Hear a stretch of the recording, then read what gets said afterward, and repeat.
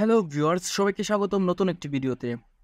আমাদের কম্পিউটার অথবা ল্যাপটপ যদি ঘন ঘন হ্যাং করে থাকে এবং যে কোনো ওয়েবসাইটে প্রবেশ করার সাথে সাথেই যদি বের হয়ে আসে অথবা কোনো অ্যাপস ওপেন করার সাথে সাথেই যদি বের হয়ে আসে, এই সমস্ত সমস্যা থেকে কীভাবে মুক্তি পাবেন, এই সমস্ত বিষয়ে বিস্তারিত আছে এই ভিডিওতে।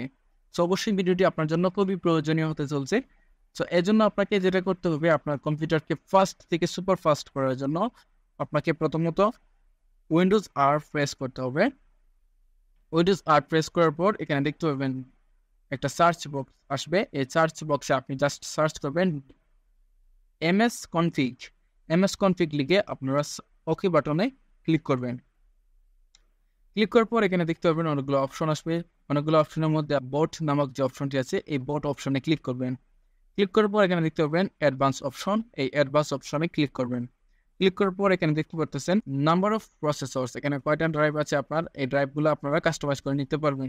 পরবর্তীতে ওকে ক্লিক করবেন। ওকে ক্লিক করার পর জাস্ট এখানে অ্যাপ্লাই ক্লিক করে আবার ওকেতে ক্লিক করবেন।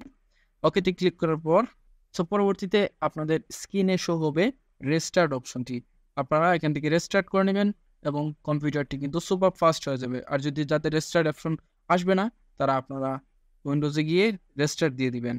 সো এই ছিল বিস্তারিত ভিডিওটি ভালো লেগে থাকলে অবশ্যই লাইক, কমেন্ট এবং সাবস্ক্রাইব করে চ্যানেলটির পাশে থাকবেন। ধন্যবাদ।